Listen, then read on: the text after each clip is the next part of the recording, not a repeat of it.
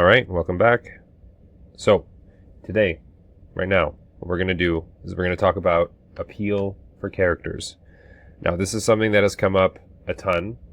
It is something that I get asked a lot. Weirdly enough, it is not something that people really get taught a ton in school or anything like that, or is widely available online. It's generally applicable mostly to character design, so it comes up in terms of creating concepts and that kind of stuff. But in terms of 3D stuff, we really have to communicate what makes a 3D character appealing, how to break it down, and I'm going to show you guys what I've decided, I guess, in my career, I've looked out for the most in terms of creating appeal in characters. So I've got about 5 key points here, but we'll get into it and we'll take a look. All right, here we go. So here we are, appeal in characters, and basically our main focus here is going to be to figure out what it is and where to find it. So that's kind of always our goal when creating 3D characters here. So like I said, I've got my 5 key aspects to maximizing character appeal. I got 5, okay? So first one, you got to be clean. Simple as that. Just got to be clean. So your mesh has got to be clean, your workflow has to be clean, and just your overall process has to be clean. You will notice imperfections in a model. The more you get used to doing stylized stuff, the more you see little lumpy bits. Just clean surfaces, clean meshes is what we're after. Pretty self-explanatory. So I'll be diving in a little bit more into that in a second here. Second would be intentional. Now, intentional for me means you're going to look at this model, you're going to be looking at it for hours on end, and you're going to be basically deciding a lot of things as you model this thing. Now, you're going to be flipping around the model, you're going to be rotating, just creating meshes, blah, blah, blah, and everything that you do has to have a purpose, okay? It has to be intentional. So that's what we're doing here. We're just creating a very purposeful, intentional model, okay? Third, personality. Now, by the way, these are not in order of like priority. I just find that these are kind of all equal. But personality for me is a big one. A lot of the time you go online, you see some stuff and some characters and they're just in regular T-pose, textured beautifully, but presented really poorly. There's no life to them. There's no movement. And nothing is dynamic. So personality comes from a lot of that stuff, and presentation is going to be a big key of that. So yeah, big appeal in personality for sure. And silhouette. Now, when you combine appeal and silhouette, they're basically the same thing in the sense that silhouette, its sole purpose is to be interesting. So you have a poor silhouette, automatically you're going to rip out a ton of appeal. It's just the way it is, right? It's been looked over. I guess there's been some scientific proof or whatever, but I guess it's more of that kind of like initial, what does the shape of your character look like? What is that feel, right? That silhouette. So we're going to talk about that as well, but yeah, that's another one. Next is forms. Now this one's a little bit trickier to explain, but for me, forms basically just comes down to the relationship between primary forms, secondary forms, and tertiary. Now tertiary, I would say, is almost negligible. It is something that you add almost like as a cherry on top, but it doesn't really contribute to the initial form of the character, right? It's all superficial stuff. So we're going to look at that in describing, how the forms contribute to just like getting something that looks really good from a large standpoint, medium standpoint, and potentially a smaller standpoint, right? So that's what we're going for. All right, moving on here. So we'll break these down one at a time just to kind of get an idea of what specifically I mean. So how to be as clean as possible, okay? Keeping things simple, like very simple. So what we're going to do is utilize a lot of primitives. So when you look at a character and you break down the form of it, you really got to look at the shapes that it has, right? So torso is generally a square, arms are cylinders, heads are spheres, things like that. So breaking down any concept you can into simple shapes is going to be the best way to kind of approach figuring out how to model these things. And we want to keep this up as long as we can, honestly, because these simple shapes, they subdivide really nicely, and it just keeps things really, really clean. There's less margin for error, right? Less polygons equals less margin for error. So keep it simple, okay? Now, utilizing tools and techniques like dynamic subdivisions, creasing, and polygroups will inevitably make this entire process a lot simpler, right? So developing meshes like this, where they're very low poly, and aiming for something that is high poly looking, and just working with the tools within ZBrush to make all this work. So we can get creasing in ZBrush, no problem, and having no issues to just utilize polygroups, creasing these edges, playing with the smooth subdiv levels and the crease levels and stuff, and getting this really, really clean result. So that's the kind of tools and techniques, I guess, is just having the correct workflow, okay? The workflow is going to be a big, big one. You don't want to work messy. You don't want to work in Dynamesh immediately. You don't want to do that kind of stuff, okay? There's going to be use cases for all that stuff, but generally it's going to be keep it low and keep it clean, okay? Next, don't be wasteful. So wasteful for me, I would say, is throwing polygons at a mesh just because you can. So, you know what? Let's subdivide a couple times. Let's go up and just add some detail. People tend to want to rush into adding detail way too fast, and then it just ends up just exploding and just looking like crap. And it takes away from the clean aspect, and again, inevitably it takes away from the appeal because you're looking at all the little imperfections and mistakes and all that stuff. It doesn't look good, okay? So be conscious of how much you're putting in, and in this case, less is more. So don't be wasteful by throwing in topology that you don't need. Keep it low, and you'll get the best result that you possibly can in terms of cleanliness, okay? That's kind of like the fundamental, like one of the main fundamental points about getting appeal. Is just clean, okay? Moving on. All right. What do you mean intentional? Okay, so intentional is a bit of a tricky one to kind of describe, but what I mean by intentional is that when you're doing something, putting a mesh in, creating a belt, a jacket, boots, whatever, everything has to be considered. The interaction of the laces between the boots, the buckles with the straps, the hair with the head, like everything has to be considered in terms of relationships between itself and all that stuff, right? Because that will inevitably also create appeal on its own from just consideration and just having everything work together as a cohesive piece, right? So everything has to be intentional, okay? So like I said, mesh interaction. You don't want any sort of unintentional crashing. Crashing is kind of, so there is such a thing as intentional crashing, of course, right? So that's what I mean. Like you can do things like crash meshes, but it has to be intentional and still look good, okay? But if there's things that you basically don't want to have any surprises in your mesh. You get to the point where you're going to throw something in and you're going to get to your low poly and you're looking back at your high poly to kind of work with it. And you're like, whoa, I don't remember that being there.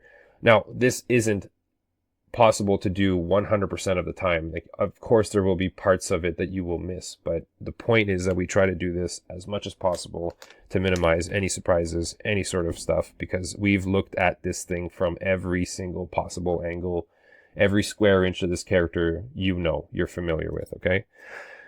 So yeah, you are considering every angle, everything that's going on, and everything has a purpose, okay? So everything having a purpose is only going to make the character feel more grounded in reality. It's going to make it feel more organic, and it's just going to make it look a lot better, okay? Moving on. Now, more personality equals story and connection. Yes, so right here, one of the main aspects that I see online, that I see is lacking online, is a lot of really cool stylized characters are, there's a presentation for their T-pose or something like that with zero expression, no emotion, no exaggeration, stuff like that. So we as stylized artists are taking what is quote unquote reality and trying to push it, trying to make it extra interesting, right? So if you don't have that emotion, you don't have that exaggeration, what are you doing? You're basically it's a wasted opportunity. So that's a big one, lots of exaggeration. So break the mold and stand out. So what I mean by this is when you go online and you find, again, more references for characters, you really have to see what they're saying, the story they're trying to portray. And if there is no story, you create one. You stand out. You are the one who is doing something unique. You find an example of something or someone that's doing something that isn't necessarily quote unquote appealing or good, and you push it to 11, right? You just kind of keep adding features that just will develop, like a story, a feeling, a mood, a world that they live in, right? And inevitably, it's just going to make things look really, really cool. So something, it's a pretty simple character here, for example, but the world that they've built, like these little pieces, the attitude, the emotion, the look, everything, it just contributes to the believability of everything, right? And you do inevitably create intrigue as well. So you go online, you see these characters, and you're like, wow, they're looking surprised or curious. How can I, do that? Or so basically, as an audience member, you see their intrigue and it pulls you in. You're intrigued. So there's a connection there happening, right? So personality is huge. It has to be displayed to the point where you can relate to them, right? That's another big one is relatability is a plus, because if you can get to the point where you're making a character that other people can just really connect to and feel like there's some sort of similarity there, then you've tapped into something subconscious that people don't really tend to really grasp or focus on, right? So personality is a big one. Expression, emotion, doing something with your model, like posing it, being dynamic with it. That's a huge aspect of it, right? All right, moving on again. And I think now this is the last, second last, how to spot a solid silhouette. So a silhouette, I think out of all of these, might play in the most into, I would say, subconscious. The aspect of really determining what a good silhouette is really comes from, I would say, feel. But you really just, there's a couple aspects you can look at, such as strong use of negative space. So for me, I'm not only looking at the outside of the character for the silhouette with intriguing shapes, but I'm looking at the inside of the shapes within the outside, if that makes sense. So if I look at this character here, I'm looking at the outside here, and there's a lot of sharp angles, round shapes, straight shapes, pointy, another round pieces, whatever. And there's a lot of stuff going on here. But not only that, there's a lot of negative space that is creating its own kind of shape, right? All of these little forms in here are creating their own interest. So it just is very interesting this way, as opposed to having a solid block of just a guy standing there with no negative space, and just things kind of look a little bit boring. So creating contrast for your eye, that's another one, is describing kind of what I was saying there, is you're going from soft shapes to pointy shapes, exaggerated, extreme shapes, right? You're kind of bouncing between these forms. And then you go into another spiky, and then round again. And just, it's a balance of elements of aggression and smooth and just relax and strong, right? So that kind of balance is going to be the contrast I'm kind of talking about here. And then subconscious first impressions, like I said, this is probably the thing of a character that it'll tap in a part of your brain that you didn't even know you had. But you get to the point where you look at a character and your immediate first impression is like, whoa, that's cool. Why is it cool? And you start breaking it down. As a 3D artist, you're going to be doing a lot of this stuff where you start breaking down characters and just trying to dissect what it is about, these characters that are so damn appealing, right? So for me, this one, it comes down to, what's the presentation look like? What is the silhouette of this character? Is it strong? Like this one here, very strong, very, very well done. And then it creates a bit of a roadmap for you, right? So as you're looking at these characters, you're going to get to the point where you're looking at the face here, for example, because that's where we usually go and focus on this first. And what happens there is that it's a bit of an adventure for where your eye goes at this point, right? You start going around the hair here, you kind of go down the arms, you move back down to the legs. It's a bit of a visual roadmap. So this is another reason why silhouette is key, because utilizing these extreme shapes, these bigger shapes, is what is really going to kind of help the audience member just connect to the form, the attraction, the intrigue, right? All that stuff. So roadmap is big. Just be strategic with how you place your elements in your silhouette, and you'll inevitably get some intrigue. And then your identity eventually becomes iconic to the point where you can look at a silhouette of a character. Now, this is if we're in a studio environment and there's a concept that is mainly you're developing a concept. So the character itself of the concept needs to have a very, very strong silhouette. Because as a 3D artist, you're basically just interpreting a 2D concept into 3D and trying to make it as iconic as you possibly can. But it'll get to a point where if you do such a good job, these silhouettes will be immediately recognizable, right? So I can guarantee you, as a 3D artist or a game artist, looking at these silhouettes, you could probably identify about 90% of these just based off of their exterior shape, right? And this is another really good example of how a strong silhouette, an understanding of nice forms and what's appealing is just a great way of demonstrating, overall appeal. So really strong silhouettes is going to contribute a ton. And lastly, we have getting the best forms. Now, again, like I said, this is a bit tricky to describe, but from a more sculptural standpoint, when it comes to actually producing art in ZBrush, for example, we're going to be creating a lot of variety in the forms. So primary forms, secondary forms, and then tertiary forms, right? So having a lot of variety of those shapes is going to be nice, but it really does come down to also creating variety in the shapes. So we have soft shapes, we have sharp shapes, we have flat shapes, round, like there's a lot of variety, a lot of interest, right? So right off the bat, because of that, it creates appeal. Okay, we have variety, really, really important. Finding all of the angles. So again, if you combine this with silhouette, these two go hand in hand, basically. You're rotating the model around, you're looking for the best, most appealing thing, and of course, every angle has to be considered when making a stylized character. There is less going on than most realistic stuff, which means that your consideration of every element needs to be top tier. Okay, it needs to be as polished, as clean and considered and intentional as possible. So these forms need to highlight those positions, those angles, right? You'll get some really, as you rotate the model around and you evaluate what everything looks like, if the forms aren't there, it will just inevitably hurt your character. Okay. Use brushes and tools with purpose. You got to use the right brushes. You got to use the right tools. People are always like, "Oh, what brush do you use?" It's kind of a joke in the industry. It's like, "Oh, you made this huge character. What brushes did you use?" Well, to an extent, it is true that using a certain amount of like the right brush is important. So, for example, like this, I've basically this is the damn standard, but in two different settings. This is default with no lazy mouse, with nothing interesting.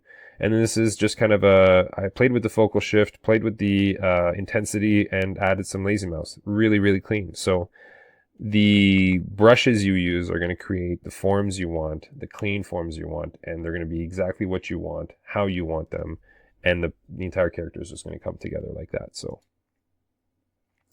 and again, when we do this, we're trying to step away from what's boring. So what's boring to me is flat, square, just really, I don't know, just generic, right? So generic is what we're trying to step away from. So curvatures, S curves, C curves, all that stuff, it's going to be a lot better to implement these for interest than just having something boxy and boring and bland, right? So tapers are going to be your friend. Perfect profile. So basically getting a very a good understanding of how a piece is sitting on another piece, and as the camera rotates around this model, what does that element look like from all of these different angles? Okay, if it looks good from every angle because of the certain profile it has, then we've succeeded, right? So and then finally, I would avoid repetition. So if I'm going to highlight these in a little diagram here, step away from what's boring, meaning boring to me sometimes ends up just being a simple round shape like this, and then we end up kind of just accentuating that. So we're keeping the round aspect of it, but we're kind of just maybe creating a bit of a plane here, a plane change here. So it's a little bit more interesting, this, right?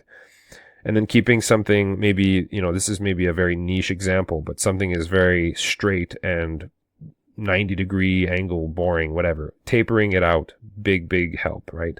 Really a lot more interesting. And we're going to see this with hair and stuff like that too, where, ideally, as you can see in this example here, the hair starts to taper out from the root to the tip, right? And basically there's tapering happening everywhere in a lot of models. So those are going to be really key aspects of interest and appeal, is just kind of trying to taper things out.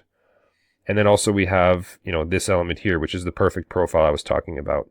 Now, not to get too deep into it, but for baking, you're going to want to really hone in on this right here, okay? Because this, in terms of baking, is going to be your best friend. But overall, just from a visual standpoint and appeal standpoint, this is the way to go, okay? Avoiding 90-degree angles is something that I push aggressively on a lot of my students. I get to the point where I'm like, have you done a 90-degree rule? Pass. You know, so I ask them to just take a look at their entire character and just try to remove as much of this as possible. Because, for example, if we shine a light, or sorry, point a camera from this angle, for example, what's going to happen is that this entire side here is actually going to get lost, right? Okay, actually even worse, if you point a camera straight down at this piece, both sides are going to get lost. If you do the same on this piece here, you end up having this very visible side, a top, and then a side again. So there's just more of the element that's visible, more angles are considered, and the forms, again, are considered, right, to really emphasize the appeal. So avoiding 90 degrees is going to be a big one. And as we do the character, I'll show you guys how to do that and examples of stuff like that. And then the avoiding repetition point here, right? So it's very easy when you're doing hair to just end up doing spiky stuff like this that repeats, same size, same kind of, you know, cadence of placement and stuff like that, where you want to create some curvature, some size difference, some directional difference, and just overall variety, right? If you create variety, it's going to be inevitably more interesting, more appealing than something that is robotically done, I guess, in a way. So yeah, that's kind of what I mean by that. So forms, you got to remember that. So in conclusion, there's really not much more to it than that. But for some artists, it really does come down to a feeling, right? The more you do it, the more experience you get, the better you'll get at it. The better you'll be able to perceive these things. You'll be able to see the subconscious element is going to be definitely more ingrained in you. And it will be just something that you pick up on. You don't necessarily have to study as much. But in the case of people who do, you know, are starting from scratch and just want to learn a little bit better, it can be learned easily. You just have to find references online, find successful characters, the ones that everybody looks up to, all the really cool stuff online, and study it. It's as simple as that. Just find something you like and study it. Reference is going to be key here. So make sure you save all of those characters. You find aspects of the character that you love, and you find and save those somewhere in a folder, and you reference them as much as you can, okay? They've done the heavy lifting for you in a way, right? Where you've evaluated the concept, everybody else has taken a look at it, everybody loves it. There's definitely reasons why, right? So that's what I'm thinking of right there. And inevitably, I would say that practice, and more practice is the most important aspect of this. You will not be able to nail any of this down until you just plug away, try and try, trial and error, do it again and again, study, and just, some people study from just doing, right? So that's a big one. So that's going to be a main factor right here, okay? And that's all I got, really. So appeal really is just, it's, I don't want it to be this, you know, this subject that becomes very difficult to talk about, and people don't really know how to approach it. But like I said, it can be interpreted in many different ways from many perspectives by different people. So, but for me, like I said, this is kind of what I've extracted as the key aspects of what I think about when I make characters. So yeah, hopefully that helped. Peace.